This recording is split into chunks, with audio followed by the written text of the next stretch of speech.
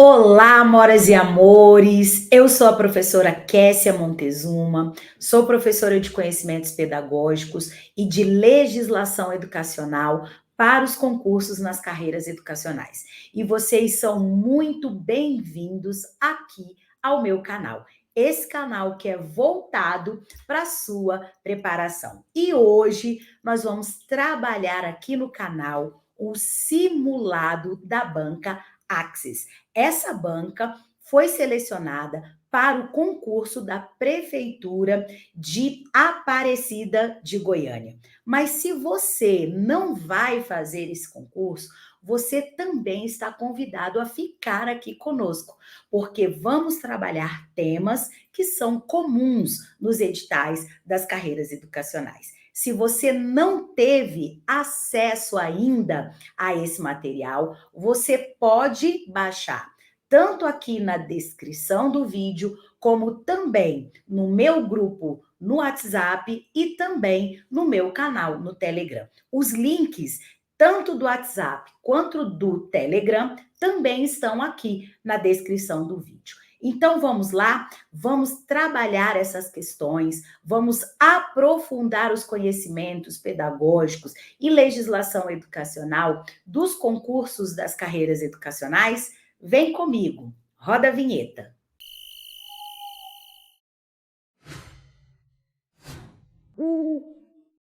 Então vamos lá, amoras e amores, para mais uma aula de resolução de questões.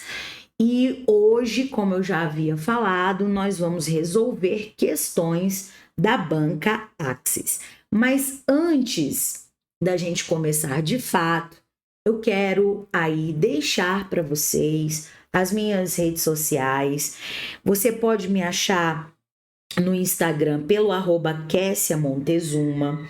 Lá eu também compartilho materiais, dou dicas. É mais um canal que a gente pode estar auxiliando aí a sua preparação.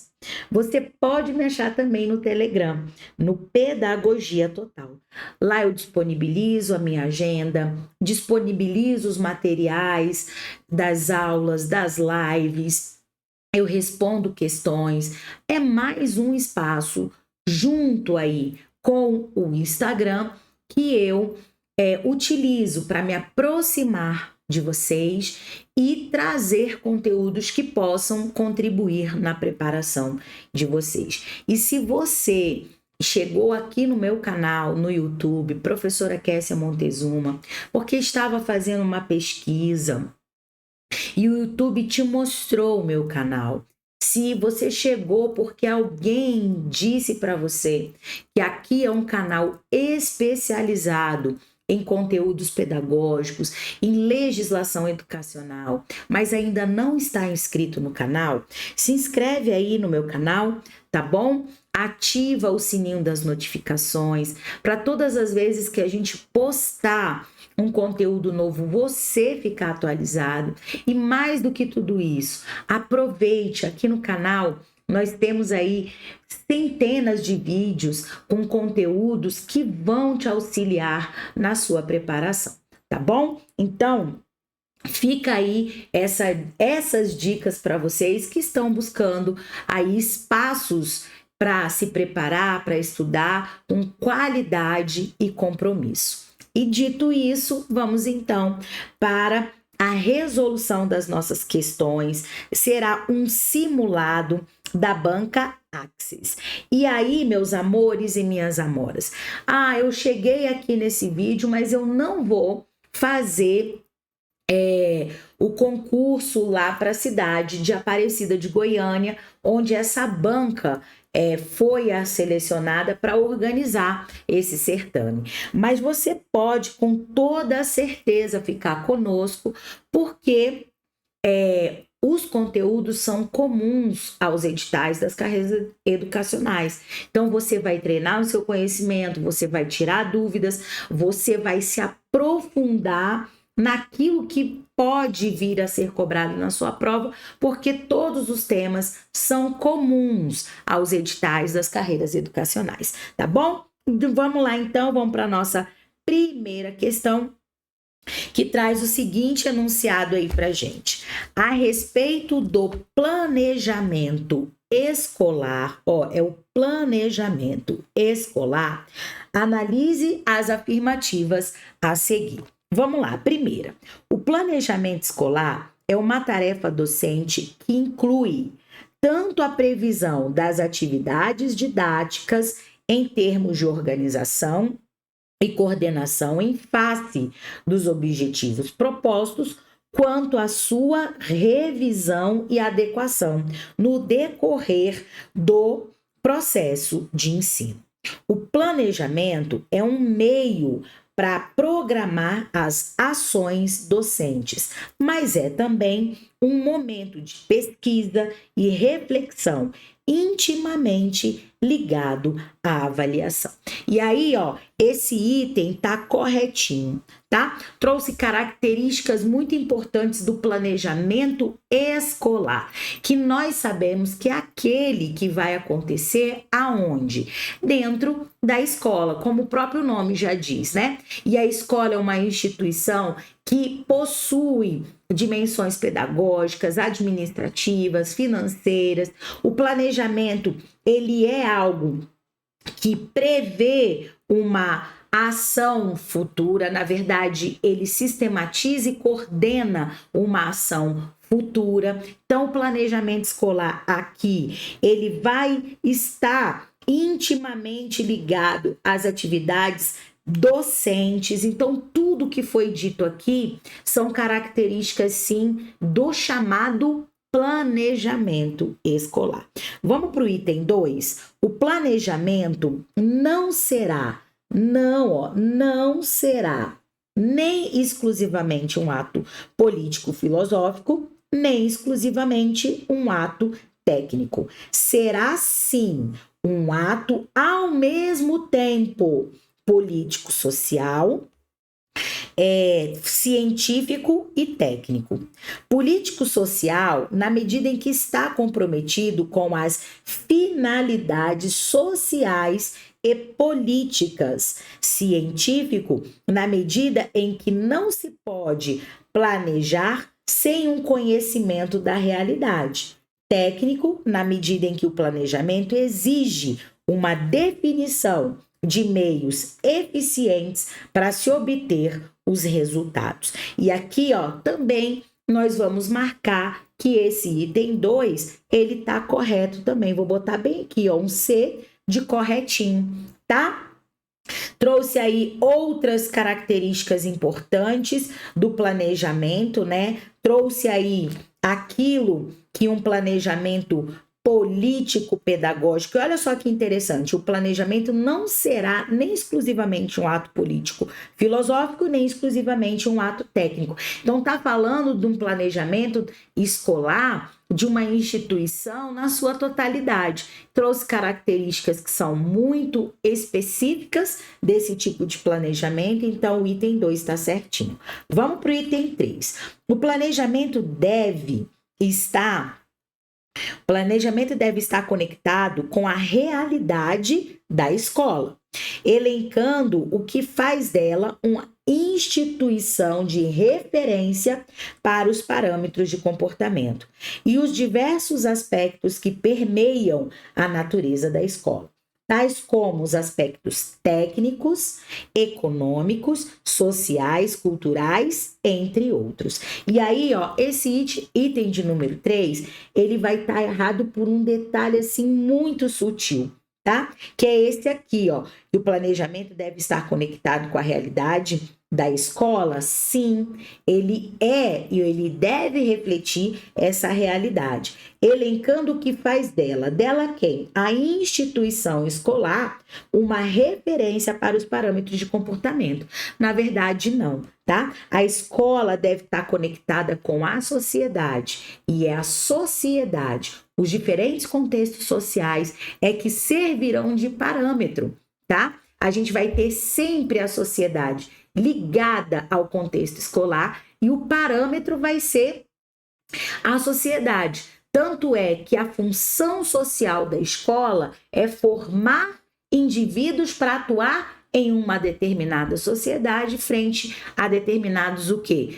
Condicionantes sociais, contextos sociais. Então, a referência para a escola é a sociedade e não a escola vai ser a referência para a sociedade, tá bom? Então, por isso que nesse caso aqui, do item 3, ele vai estar errado. E aí, ó, vamos marcar então qual é o gabarito dessa questão.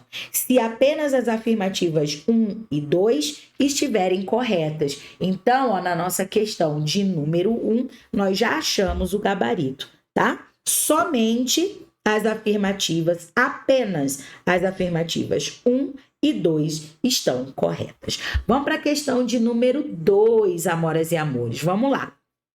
O planejamento escolar se apresenta em pelo menos 3 níveis: o plano da escola, o plano de ensino e o plano de aula. A esse respeito, analise as afirmativas a seguir. Antes da gente analisar, só lembrando, né? Quando a gente fala de planejamento escolar, a gente está falando daquele planejamento que vai acontecer aonde? Na escola. E quando a gente fala de planejamento em si, o ato de planejar, a gente está falando das discussões, das reflexões, das ideias, das ações que se desejam realizar ou de objetivos que se desejam alcançar. E aí, quando a gente está nessa etapa que é o planejamento, a gente está algo que está aonde? No campo das ideias. E isso não pode permanecer no campo das ideias. Ou seja, isso que o planejamento, ele não pode ficar no campo das ideias. Ele precisa se materializar. E essa materialização, essa concretude do ato de planejar vai ser ou vai se tornar aquilo que nós chamamos, né, de plano, programas e projetos.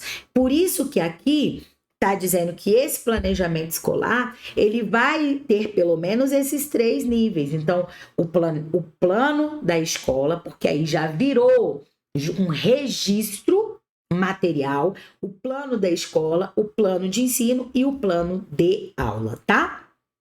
A esse respeito, analise as afirmativas a seguir. Vamos para o item 1. O plano da escola é um documento mais global, que expressa orientações gerais que sintetizam, de um lado, as ligações da escola, olha aí, com o sistema escolar mais amplo, e de outro, as ligações do projeto pedagógico da escola com os planos de ensino propriamente ditos. E aí, ó, nós vamos marcar aqui que o item 1 está corretinho, tá? E lembrando, o plano da escola será o projeto político-pedagógico, que vai refletir a identidade daquela escola, vai ter a visão mais ampla, geral, da totalidade, ou seja, todas as dimensões dessa instituição de ensino. O plano da escola vai imprimir a identidade daquela instituição e de todos os segmentos que compõem aquela comunidade escolar. Então, você sempre vai lembrar que o plano da escola vai ser sempre essa visão mais ampla, geral, a totalidade dessa instituição de ensino, tá bom? Então, por isso que aqui esse item 1, ele está certinho. E lembrando, quem é que dentro desse contexto vê a escola nessa totalidade? O projeto político-pedagógico, certinho? Vamos para o item de número 2. O plano de ensino é a previsão dos objetivos e tarefas do trabalho docente para um ano ou semestre. É um documento mais elaborado, dividido por unidades sequenciais, no qual aparecem objetivos específicos, os conteúdos, o desenvolvimento e desenvolvimento metodológicos. E aqui, ó, tá certinho também. O plano de ensino, ele vai ser mais o quê? Específico. Ele não vai mais ter uma visão da totalidade, e sim ele vai estar direcionado ao trabalho docente, ou seja, a dimensão pedagógica dessa escola. Percebe que ele está ali num nível não de inferioridade no sentido da relevância, da importância, mas dentro dessa sequenciação lógica e hierárquica, o plano de ensino ele vai estar direcionado a esse trabalho docente, ou seja, a dimensão pedagógica dessa instituição de ensino, tá? Lembrando que o plano de ensino, ele também é chamado de plano de curso ou ainda de plano de unidades didáticas, tá? Item 3. O plano de aula é a previsão do desenvolvimento do conteúdo para uma aula ou um conjunto de aulas e tem um caráter específico. O plano de aula é um detalhamento do plano de ensino. Isso mesmo, tá? Aqui tudo corretinho. Esse plano de aula é aquele que está mais próximo do professor e da sala de aula. O plano de aula, ele vai estar envolvendo elementos como a relação entre professor e aluno. Está diretamente ligado ao processo de ensino-aprendizagem. Por isso ele possui essa característica de ser o quê? Detalhado, tá bom? E aí, ó, os 3 itens estão corretos. E se os 3 itens estão corretos na nossa questão de número 2, o gabarito a ser marcado é o que está na letra D, tá? Se todas as afirmativas estiverem corretas. E todas estão. Vamos lá, questão de número 3. Na introdução do projeto político-pedagógico, devem aparecer elementos como os listados nas alternativas a seguir. A exceção, então só tem exceção de uma, tá? Assinale. Letra A.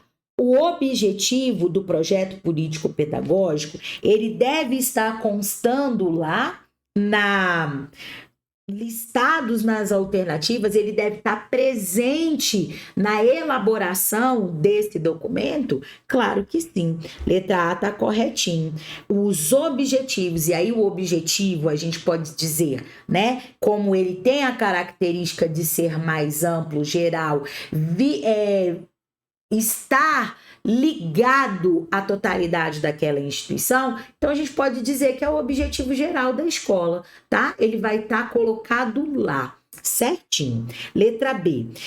Vai estar também lá elementos como deixar aqui, ó, letra B, a escola como mecanismo de ascensão social via poderio econômico.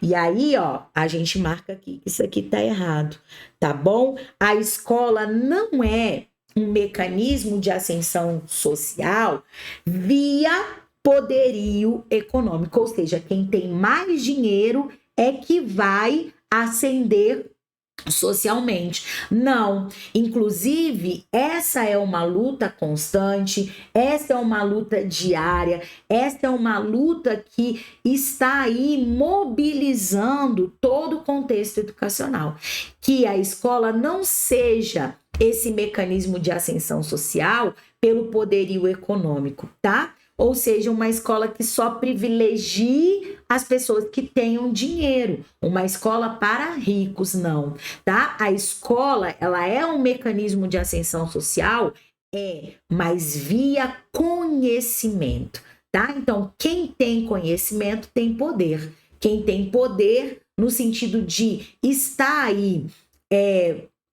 permeando todos os contextos que esse indivíduo se propuser a estar, tá bom? Então, essa letra B aí não é um elemento que deve estar listado na elaboração de um projeto político-pedagógico, tá? Então já achamos aí o gabarito da nossa questão, é o que está na letra B.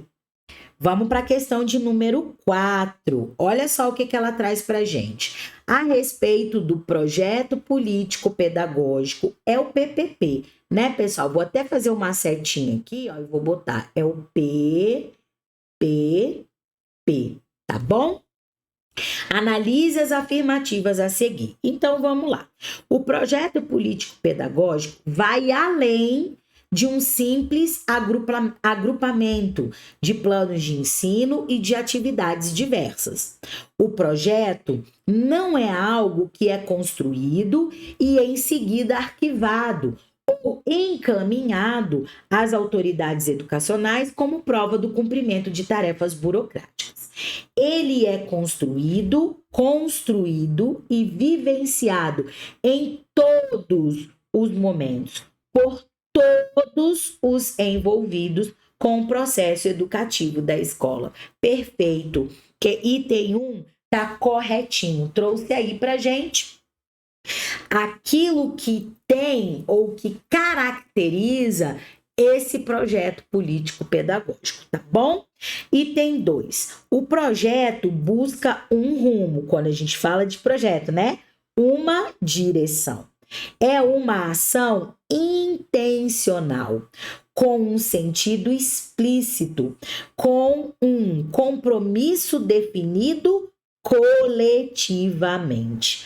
Por isso, todo projeto pedagógico da escola é também um projeto político, por estar intimamente articulado ao compromisso sociopolítico com os interesses reais e coletivos da população majoritária. E aqui, ó, também tudo corretinho, tá bom? E aí a gente vem aqui trazendo, né? O item, na verdade, vem trazendo características importantes, porque dentro dessa nomenclatura de projeto político-pedagógico, cada uma dessas letrinhas tem a sua função, tem a sua conceituação, porém, todas elas do PPP estão interligadas. E o que é importante também a gente deixar bem claro, porque aqui falou-se, né, do projeto, mas também se mencionou o ato político, que é diferente de partidário, tá? Então não pode se confundir político com partidário. Olha o que a autora definiu aqui: um projeto político por estar intimamente articulado ao compromisso sociopolítico, ou seja, a formação de um sujeito que vai atuar em diferentes contextos sociais, de forma crítica, reflexiva, ativa, atuante, tá? Então, aqui tudo corretinho no item de número 2. Item de número 3. É político no sentido de, compromisso com a formação do cidadão para um tipo de sociedade. Na dimensão pedagógica, reside a possibilidade da efetivação da intencionalidade da escola, que é a formação do cidadão participativo, responsável, compromissado, crítico e criativo. Pedagógico no sentido de definir as ações educativas e as características necessárias a escolas de cumprirem seus propósitos e sua intencionalidade. Item 3 também todo corretinho, lembrando aí, né, a função social da escola é o saber sistematizado, a transmissão desse conhecimento historicamente construído pela humanidade, tá? Então, isso vai se materializar pela instituição por meio da dimensão pedagógica, que está diretamente articulada, não se separam, viu, pessoal, da dimensão política, certinho? Então, o item 3 também tá tudo corretinho. E aí, vamos achar alternativa, e se todas estão corretas na nossa questão de número 4 aqui, né? Todas estão corretas. Então, é o que está na alternativa da letra D, ok? Vamos lá, vamos avançar, vamos para a nossa questão de número 5. Visa o ser humano de forma integral. Amplia a noção de cidadania para além da vivência consciente e crítica dos direitos e deveres, incluindo a vivência consciente e crítica de si mesmo. Tal perspectiva se coaduna com os traços característicos da, e aí, ó, letra A, interdisciplinaridade, e a gente vai dizer que não, tá bom? Esses traços não são. Por quê? Porque a interdisciplinaridade, ela vai trazer aí a junção, a união. Ela vai romper com a barreira ou com as barreiras que foram criadas entre as diferentes disciplinas e áreas de conhecimento. Ela vai articular pelo que o próprio nome traz aí, inter é de ligação, tá bom? Entre as diferentes áreas do conhecimento. Uma não vai ser mais importante que a outra, tá? Olha o que está dizendo lá. Lá está dizendo que visa o ser humano de forma integral, mas assim, no sentido de ampliar, de ir além. Então, a interdisciplinaridade não traz essa proposta, tá? Letra B, multidisciplinaridade. Também não, tá bom? Porque quando a gente fala numa perspectiva multidisciplinar, nós estamos falando, olha, esse prefixo aqui, ó, multi, é de muitas, organizadas hierarquicamente, ali no sentido da estar nas primeiras prateleiras, vamos dizer assim, as disciplinas que são consideradas de maior relevância. Ou quanto mais disciplinas forem colocadas, e obviamente os seus conteúdos, melhor, mas elas vão estar sempre justapostas, ou seja, uma sobre a outra, exercendo esse grau de hierarquização, tá? E o mais importante, elas não vão trazer nenhuma conexão, nenhuma ligação entre si. Elas vão estar sendo trabalhadas de forma isolada e fragmentada dentro de uma perspectiva pedagógica, tá bom? Então, quando falar de multidisciplinaridade, a gente vai sempre lembrar que é cada um no seu quadrado. E elas não vão para além, olha quais são as palavras. Elas não ampliam e elas não vão para além de uma vivência consciente e crítica dos direitos e deveres, tá bom? Letra C, transdisciplinaridade. Beleza. Aqui sim, ó, na questão de número 5, o gabarito é o que tá na letra C. A transdisciplinaridade, ó, pelo próprio nome, diz esse trans, é de transcender, ou seja, de ampliar e ir além. Ele amplia e o maior, ou melhor, né? Ela vai além, ela ultrapassa, ela transcende, tá? Então, todas essas características mencionadas na questão de número 5 estão se referindo, de fato, a um traço ou característica da transdisciplinaridade, ok? Bora para a questão de número 6. As teorias pós-críticas do currículo implantam a abordagem de categorias que as teorias não críticas de currículo não se preocupavam em abordar. Qual das alternativas abaixo exprime apenas categorias inscritas nos currículos pós-críticos? E aí, ó, letra A, conteúdos historicamente acumulados, classe e raça. E aqui, ó, quando a gente fala de conteúdos historicamente acumulados, a gente está falando lá da teoria tradicional de currículo, tá? Existe aí a preocupação com essa cientificidade, com essa transmissão desses conteúdos acumulados.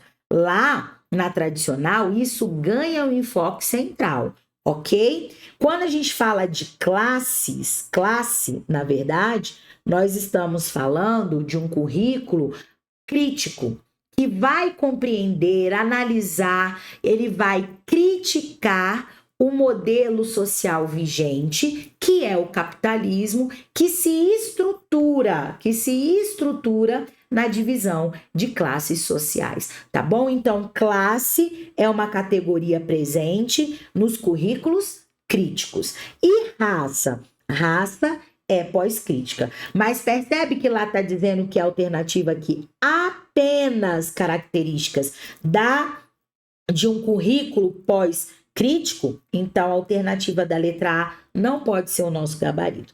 Quando a gente fala de identidade, a gente está falando de pós-crítico? Sim. Quando a gente fala de sistemas de governo e exclusão, sistema de governo, a gente não está falando de pós-crítica, não, tá? E nem de exclusão, tá? Porque quando a gente vê essa palavra exclusão, nós estamos falando na perspectiva da diferenciação dada entre as classes sociais. Então, aqui, ó, não pode ser também.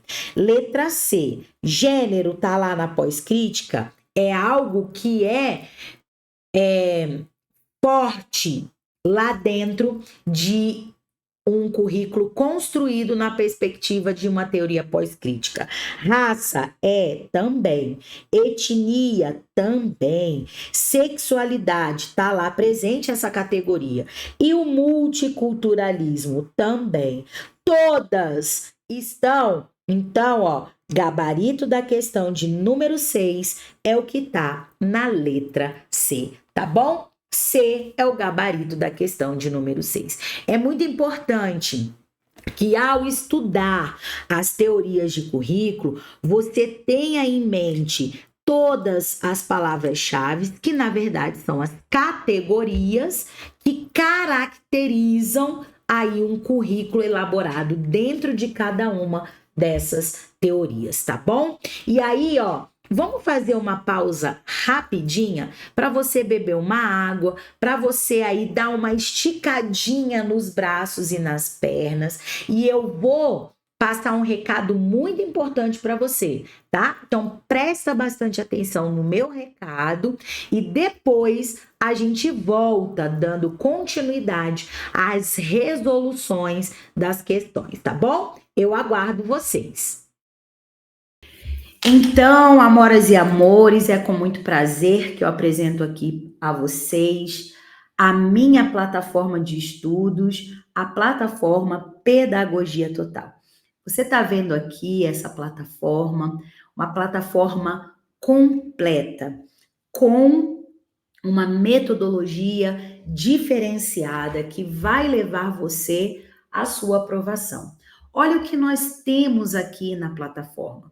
Quando você adquirir o seu acesso, você vai encontrar na plataforma tudo organizado por módulos. Então, nós temos aqui o módulo de conhecimentos pedagógicos, onde já estão os conteúdos de currículo, nós já temos aqui tendências pedagógicas, nós temos aqui o planejamento, muitos temas relevantes, os mais importantes de conhecimentos pedagógicos já estão aqui presentes e serão inseridos outros conteúdos também relativos a esse tema. Nós temos um módulo de legislação educacional.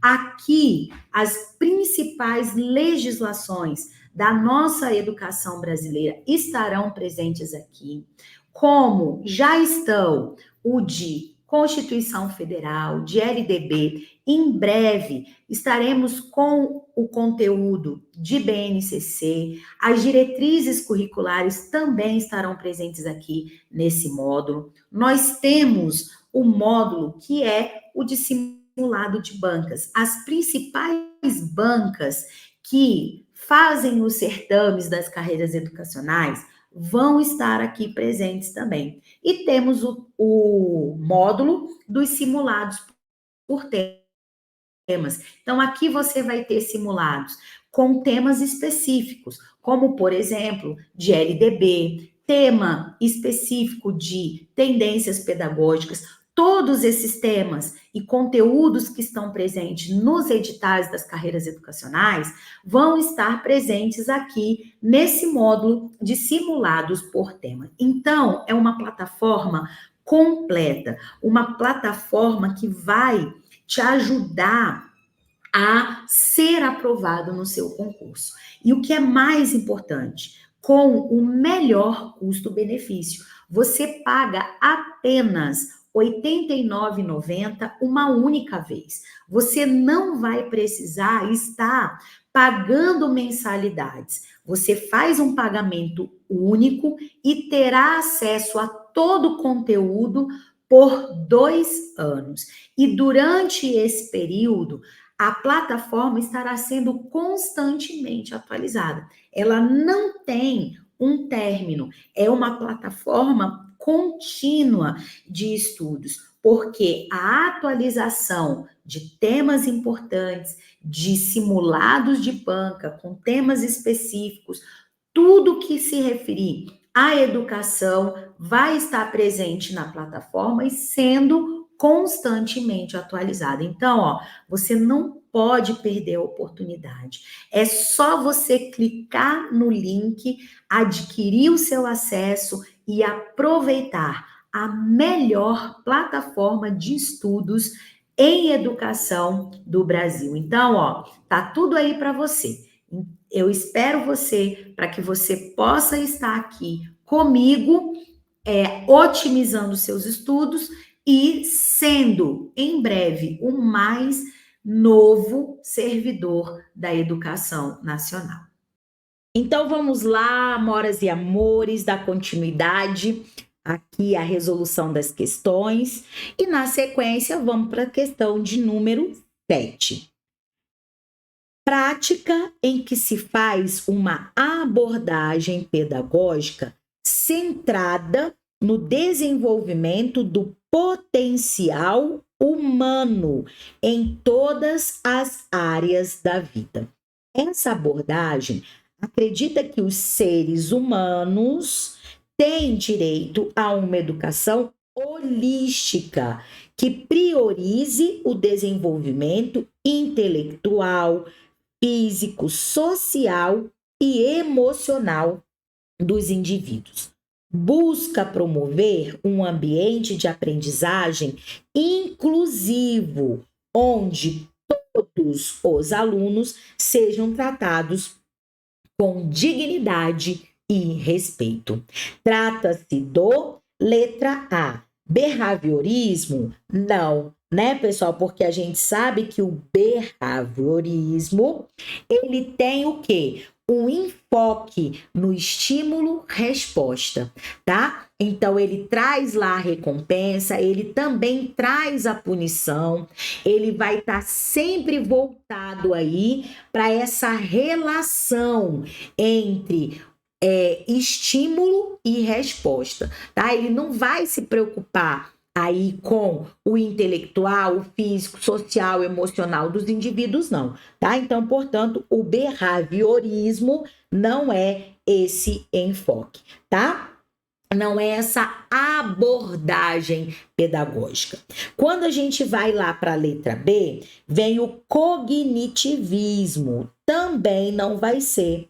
Por quê? Porque no cognitivismo, O foco da abordagem pedagógica vai ser aonde? No cognitivo, naquilo que é intelectual, ou seja, nos processos mentais superiores, tá? Não vai ter relação com o físico, com o social, com o emocional, não vai ter não, tá? Então aqui, ó, a gente vai pensar, né? E vai com toda certeza descartar a alternativa que é a letra B, cognitivismo.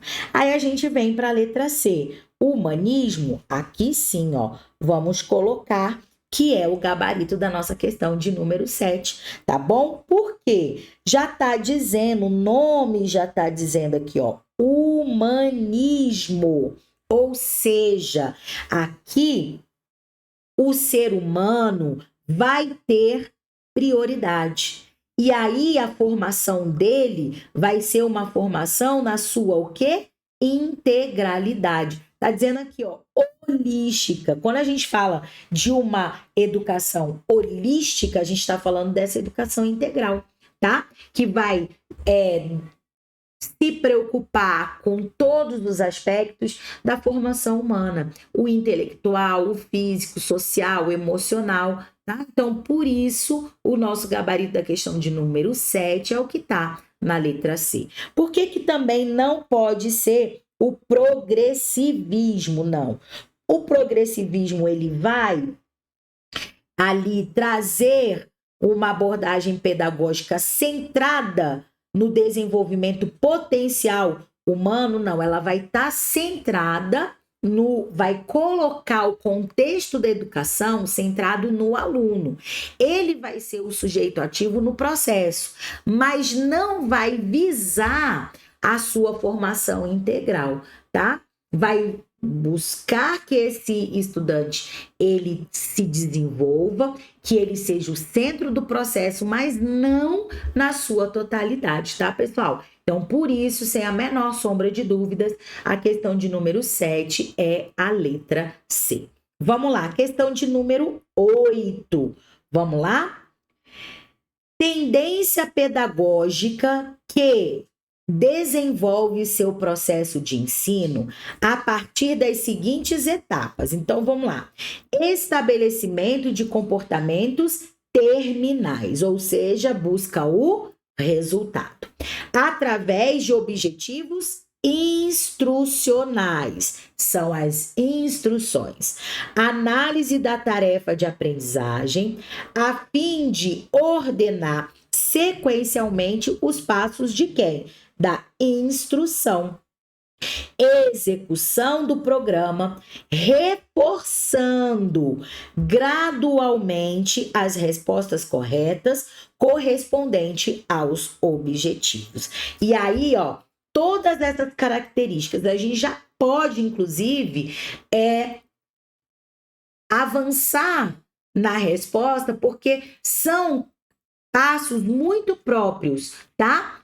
Que são esses comportamentos terminais, objetivos instrucionais, foco na instrução, execução, reforço das respostas corretas. A gente só pode estar falando da letra C, que é a tendência liberal tecnicista, tá bom? Então, lá na nossa questão de número 8, o gabarito é a letra C.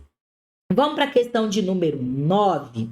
O patrono da educação brasileira, professor Paulo Freire, enuncia que os educadores, em sua postura crítica no ensinar, necessitam de método rigoroso e de curiosidade epistemológica, objetivando transcender os conhecimentos construídos pelo senso comum.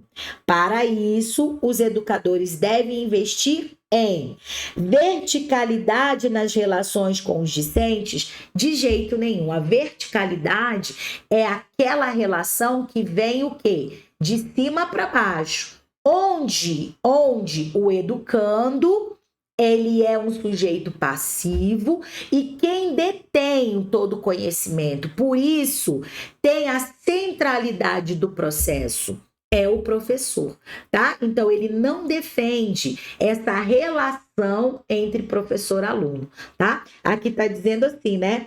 Que eles devem o quê? Objetivando, construir, né? Então, não vai trazer essa verticalidade. Letra B. Memorização dos conhecimentos historicamente acumulados. Olha só, também não. Aqui, ó, errado nessa perspectiva do Paulo Freire, a letra B também é errada, tá? Essa memorização histórica dos conhecimentos historicamente acumulados, o Paulo Freire traz uma crítica muito grande em relação a isso, né? Inclusive, ele nomeia, né, isso como uma educação bancária, no sentido de que o conhecimento é depositado nesse aluno passivo e que ele tem só essa função de memorizar esses conhecimentos. Ele não vai discutir, ele não vai analisar, ele não vai ser parte constituinte dessa aprendizagem, não. Então, ele não vai dizer que isso é relevante numa perspectiva crítica no ensinar, tá? Então, letra B também não é o nosso gabarito. Letra C, desprezo ao conhecimento prévio dos estudantes. Errado também, tá? Pelo contrário, ele valoriza, ele defende uma educação, Paulo Freire defende uma educação que o conhecimento prévio, que as vivências, que as experiências que esses estudantes carregam ou trazem, né, para o contexto da educação, lá dos seus diferentes espaços sociais, são contribuições significativas. Então, ele não despreza, ele defende a valorização desses conhecimentos prévios que esses estudantes trazem das suas práticas sociais. Ok? Então, a letra C não pode ser o nosso gabarito. Aí vem a letra D. Pesquisa de sua prática pedagógica. Correto. Então, o nosso gabarito aqui é o que está na letra D. Na visão do Paulo Freire, que é o patrono da educação brasileira, tá? Então, os educadores devem investir em pesquisar a sua prática pedagógica, em melhorar aí essa prática, em avançar dentro dessa prática. E aí, ó, gabarito só pode ser o que está na letra D. Vamos para a questão de número 10. Esse tipo de avaliação escolar possui o foco em o quê? Quantificar o desempenho dos alunos com base em notas. São empregadas normalmente, ó, ao final de um período determinado, como bimestres, semestres, provas finais, e tem como objetivo auxiliar o professor a identificar qual o domínio de cada estudante em relação aos conteúdos, ou seja, classificar, tá? Trata-se da avaliação, nós já estamos falando, e aí a alternativa da letra A é somativa, e é ela que é o nosso gabarito. Todas as características que são colocadas aí no enunciado dessa questão estão se referindo ao tipo de avaliação somativa, tá bom? Vamos lá, questão de número 12. A BNCC preconiza são 6 direitos de aprendizagem que devem ser garantidos aonde? Na educação infantil, considerando as diferentes maneiras pelas quais bebês e crianças aprendem e constroem sentidos sobre si, os outros e o mundo, as especificidades, as características da vida contemporânea e a incorporação da educação infantil no sistema educacional. Alguns desses direitos são listados nas alternativas a seguir, à exceção de uma, tá? Então, uma não traz direitos. E aí, ó, você lembra que eu falei ainda agora há pouquinho, enquanto você estava dando uma esticadinha, né, sobre a minha plataforma, e lá tem um curso sobre BNCC. Isso é bem importante. Aqui no canal também tem algumas aulas, mas lá na plataforma a gente aprofunda esse conhecimento, especialmente aí sobre a BNCC, tratando de cada uma das etapas da educação básica nesse documento, nesse normativo, tá? E eu vou deixar aqui para vocês, até assim como um gostinho de quero mais, que eu trato lá, que esses 6 direitos de aprendizagem, lá na educação infantil, eu criei um mnemônico, que é o CBPEC. Tem outras dicas bem maravilhosas lá para vocês poderem aí se aprofundar nesse conhecimento sobre a BNCC, tá? Então, são 6. Cada uma dessas letrinhas representa um desses 6 direitos, tá? E aí eles são conviver, brincar, participar, explorar, expressar-se e conhecer-se. Sabendo esses 6 direitos, você vai ser capaz de responder. Então, lá na letra A, conviver com outras crianças e adultos é esse primeiro Czinho aqui, ó, conviver. Então, ó, ok. Letra B, exercer a liberdade de discordar do decidido em conjunto e não seguir as regras. Olha só, isso aqui é bem já óbvio, né? Que não vai estar presente como direito, tá bom? E aí você pode me perguntar, Kessia, tem 2 es e ali tem uma palavrinha que começa com a letrinha E, que é exercer a liberdade de discordar. E aqui, ó, esse exercer não existe, tá bom? Esse exercer não existe. Esses es do mnemônico é explorar e outro é expressar e não exercer, tá bom? Não existe esse direito segundo a BNCC. Portanto, aqui, ó, o gabarito da nossa questão é o que tá na letra B. Participar tá lá? Tá sim. Conhecer-se também está. Tá? Então, saber todos os 6 direitos é sua obrigação como estudante, concurseiro para as carreiras educacionais dominar. Tá bom? Vamos lá, questão de número 12, avançando aqui, vamos para a questão de número 12. A Política Nacional de Educação Especial, na perspectiva da educação inclusiva, define sua função. Define que sua função é identificar, elaborar e organizar recursos pedagógicos e de acessibilidade para a eliminação de barreiras em prol da plena participação dos estudantes com deficiência, transtornos globais do desenvolvimento, que são os TGDs, e altas habilidades, superdotação, considerando suas necessidades específicas. Trata-se de um serviço complementar e ou suplementar ao processo de escolarização para a autonomia e independência desses alunos, na escola e fora dela.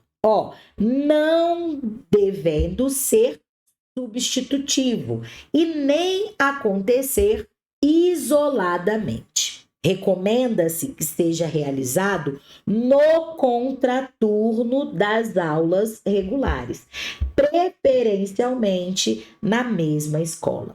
Trata-se de... Estamos falando de sala de recursos multifuncionais? Não, porque nós estamos falando do quê? De um espaço físico. Então, a sala de recursos multifuncionais é um espaço físico, tá? E não é aí, no caso que está se pedindo aqui, que está dizendo assim, trata-se de um serviço. Então, sala de recursos multifuncionais não pode ser. Atendimento educacional especializado? Aí sim. Achamos o nosso gabarito. Trata-se de um atendimento educacional especializado. Ele é um serviço complementar ou suplementar. Ele não substitui o processo de ensino regular, ele não vai substituir.